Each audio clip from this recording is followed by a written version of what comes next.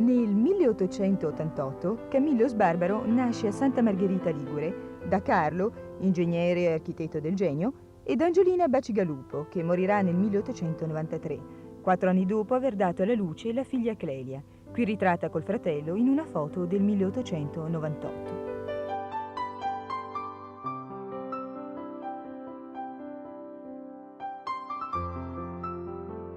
Compiuti a Varazze i primi studi sotto la guida del padre, nel 1905 la famiglia Sbarbaro si trasferisce a Savona e qui Camillo frequenta il liceo, dove tra i suoi professori è anche Adelchi Baratone. Appassionatosi alla letteratura e alla Divina Commedia in particolare, Sbarbaro comincia a comporre in versi e proprio Baratono e i compagni più fidati ne sono i primi lettori ed ammiratori. Licenziatosi dal liceo nel 1908, l'anno seguente Sbarbaro è assunto come impiegato dalla Società Siderurgica di Savona, dove rimane fino al 1912, quando, dopo la morte del padre, passa a Genova negli uffici dell'Ilva, avvertendo profonda insofferenza per la condizione impiegatizia, dalla quale paradossalmente lo salverà la guerra.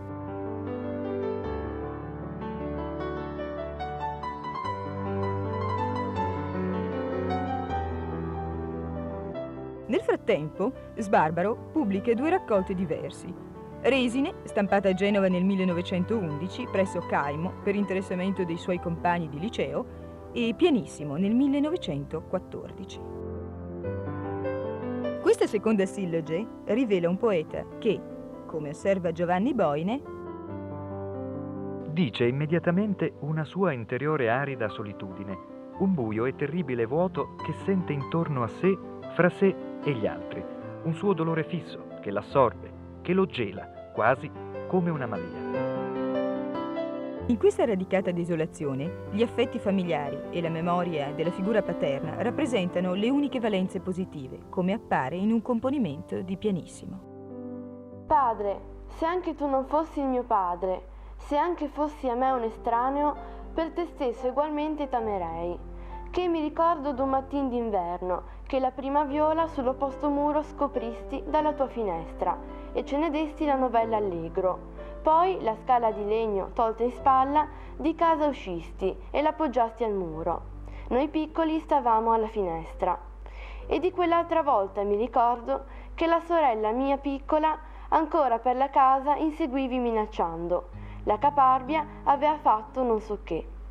Ma raggiuntala che strillava forte, dalla paura ti mancava il cuore, che avevi visto te inseguir la tua piccola figlia, e tutta spaventata tu vacillante la tiravi al petto, e con carezze dentro le tue braccia la viluppavi, come per difenderla da quel cattivo che era il tu di prima. Padre, se anche tu non fossi il mio padre, se anche fossi a me un estraneo, fra tutti quanti gli uomini già tanto per il tuo cuore fanciullo t'amerei.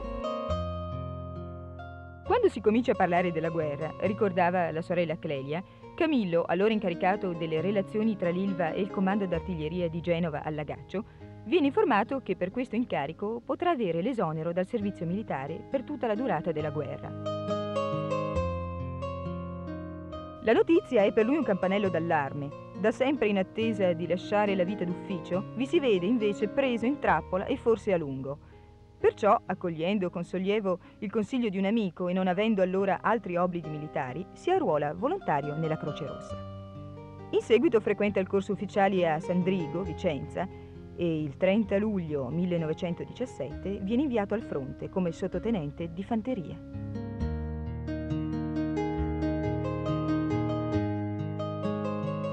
Lo stato d'animo alterno di Sbarbaro, soldato della Grande Guerra, è documentato dagli scritti, poi raccolti nel volumetto Cartoline in franchigia, inviati in quel tempo ai suoi familiari e ad uno tra i suoi più cari amici di allora, il poeta di Albissola, Angelo Barili. Nell'autunno del 1917, Sbarbaro gli rivolge queste parole. Scrivo appoggiando la cartolina alla maschera propriamente detta asfissiante, in un bosco d'abeti tra fosco e chiaria. A giorni si torna in linea e mi succio quindi con raccoglimento l'ultimo tepore dell'anno. Mandami il circolo Pickwick. Ricordo che leggendolo Agnino esplodeva in risate da far ballare il letto. finito il periodo di trincea, mi daranno 48 ore di licenza. Qui sto d'incanto, una maestosa serenità è scesa in me dopo tanto soffrire. Era l'inutile dibattersi della bestia colta al laccio. Allora sarei morto come un cane arrabbiato. Dal Veneto Sbarbaro è trasferito in Trentino e poi a Lusen, presso Bressanone, dove il suo reparto viene trattenuto dopo la fine della guerra in attesa della smobilitazione. E a casa Sbarbaro così racconta il suo prossimo arrivo nella nuova sede il 14 aprile 1919. Domattina parto io e pochi uomini per Lusen, un paesino a oltre 1000 tra le montagne, distante 18 chilometri da Bene, perché per la prossima quindicina qui si prospettano riviste e altre faticacce. Nel nuovo presidio, il mio erbario, prevedo, assumerà proporzioni allarmanti. M'è arrivato il numero e sarà l'ultimo della Riviera Ligure, pieno come un uovo del giorno della mia personalità, e insieme il compenso, il primo provento letterario di lire 100 tonde. Nel ricordo della sorella, il ritorno di Sbarbaro alla vita civile rappresenta, come per numerosi altri reduci, un periodo inquieto e turbolento, trascorso con i nervi a pezzi, sordo e cieco a quanto gli accade intorno, cupamente chiuso in sé. Dell'impiego si libera subito con un pretesto e poi rifiuta altre occupazioni che prima avrebbe gradite. Gli pesa la vita in famiglia ed ostenta questo suo disagio. Resta fuori casa quasi tutta la notte in compagnia di nottambuli capeggiati da Ceccardo o Rocca Tagliata Ceccardi e trascorre l'intera giornata nella sua stanza a leggere.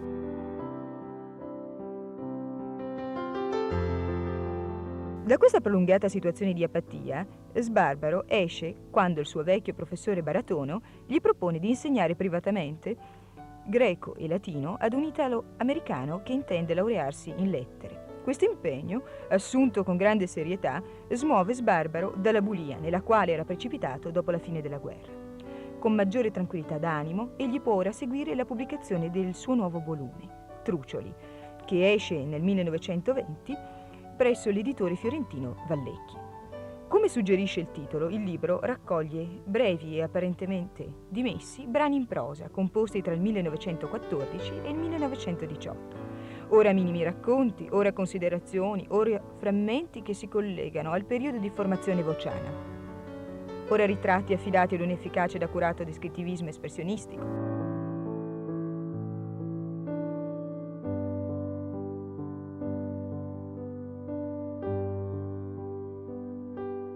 Ne viene fuori uno stato d'animo aspro e spesso amaramente sarcastico, destato dallo stretto ed indesiderato rapporto con la città convulsa e ostile, contrapposta al ricordo dell'ormai irrecuperabile quiete dei borghi della sua infanzia.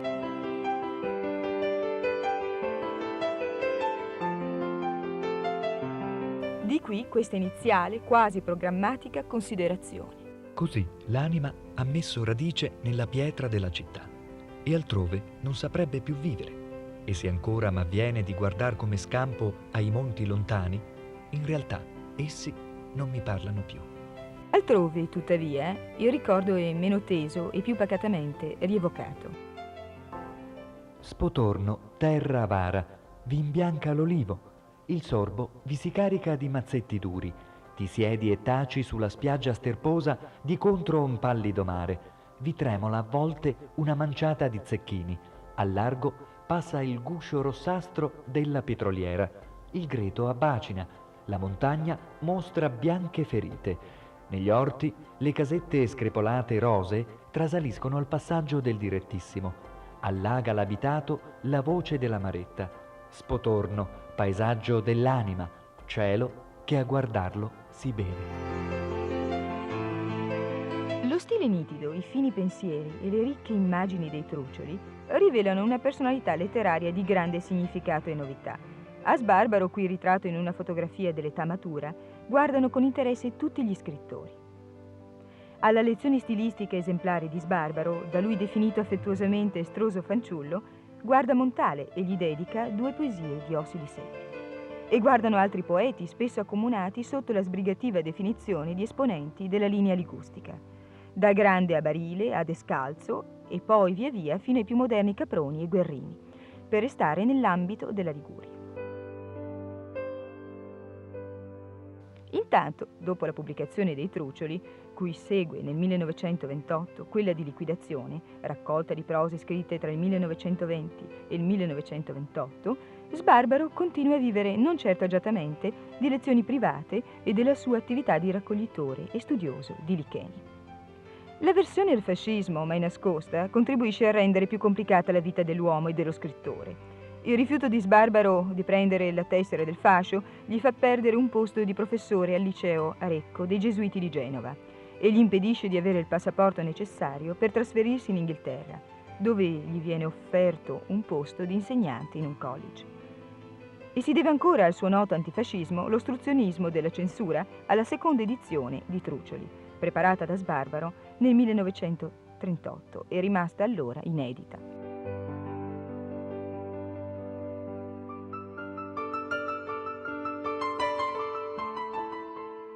I bombardamenti che nella Seconda Guerra Mondiale si accaniscono anche contro i centri abitati di Genova e della Riviera suggeriscono a Sbarbaro, alla sorella e alla zia, di trasferirsi prima a Spotorno, poi in una frazione collinare dove, pur nel disagio materiale, lo scrittore si ritrova a suo agio nella vita del borgo e nello stretto contatto con l'ambiente naturale. A questo periodo risale l'avvio di un'intensa attività traduttoria di Sbarbaro dal greco e dal francese, inaugurata con le versioni rispettivamente dal Ciclope di Euripide e da Controcorrente di Huysmans.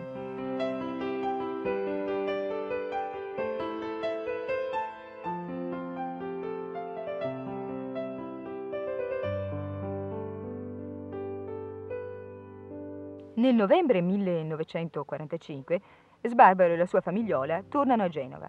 Riprendono le lezioni private, gli studi e le ricerche botaniche, le traduzioni spesso mal pagate e la letteratura. Ora, dopo la tragica esperienza dell'ultima guerra, espressione di una maggiore e più pacata maturità aperta alla comprensione e meno esclusivamente rivolta ai problemi individuali. A questo stato d'animo più sereno contribuisce anche l'abbandono di Genova nel 1951, col conseguente trasferimento a Spotorno.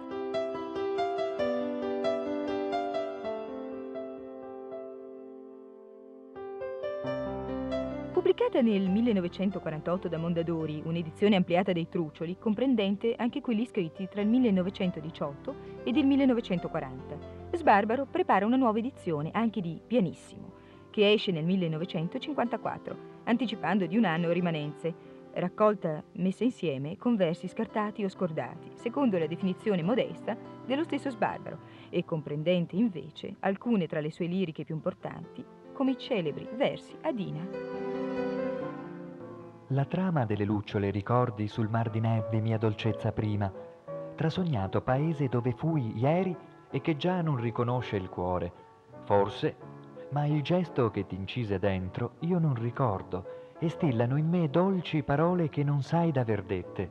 Estrema delusione degli amanti, invano mescolarono le vite, s'anche il bene superstite, i ricordi, son mani che non giungono a toccarsi. Ognuno resta con la sua perduta felicità, un po' stupito e solo, pel mondo vuoto di significato. Miele segreto di che s'alimenta, finché sino il ricordo ne consuma e tutto è come se non fosse stato.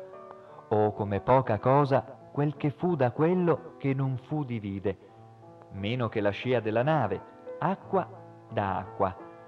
Saranno state le lucciole di Nervi, le cicale e la casa sul mare di Loano, e tutta la mia poca gioia, e tu, finché mi strazi, questo ricordare.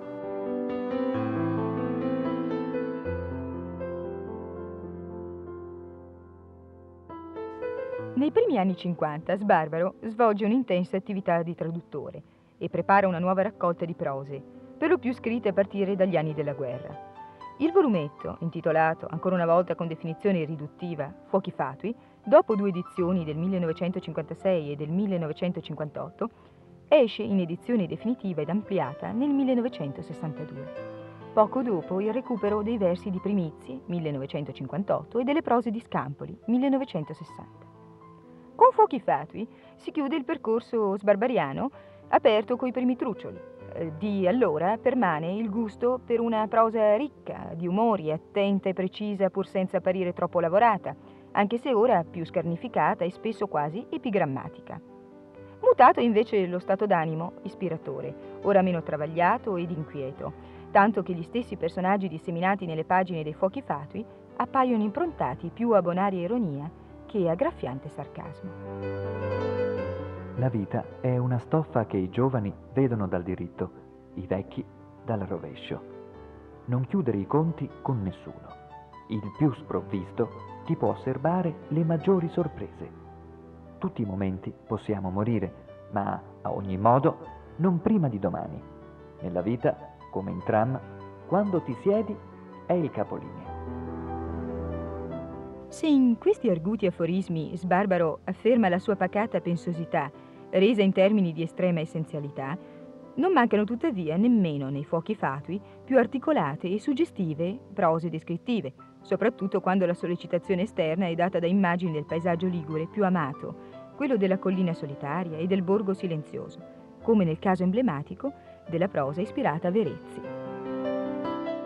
Ora che vi sono stato a Verezzi, devo una postilla. L'impressione di luogo disabitato che, vista dall'Aurelia, dà la sua macchia di calce lassù sul nudo costone, la conferma il silenzio che accoglie ad entrarvi. Deserta l'unica via. Se uno per le sue faccende vi compare, la attraversa quasi di corsa, e chi, vinto di curiosità, s'affaccia al tuo passare da un terrazzo o a una finestra socchiusa, lo fa come la lucertola dalla crepa del muro, fulmineo com'essa a ritrarsi se si vede scoperto.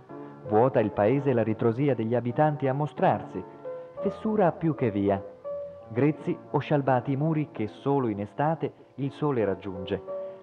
Col fiocco del cappero che pende a ciuffi dall'alto, un po' d'allegria vi mette una volta all'anno, stellandoli di azzurro, una vistosa campanula, così scarsa di gambo che a stento sporge dalla commessura. Inviti a uscire dal chiuso vi si aprono a tratti tra casa e casa, anditi a guisa di cappelle laterali, dove pala d'altare è la vista che allo sbocco si chiude, inaspettata da strappare un grido.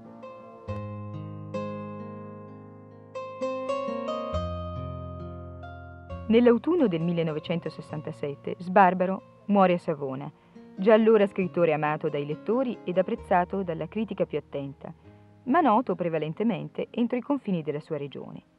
In questi ultimi anni l'attenzione per l'opera di Sbarbaro è andata aumentando in modo considerevole, come dimostrano le numerose e fortunate edizioni dei suoi volumi ed i ripetuti e sempre più approfonditi interventi critici su di essi.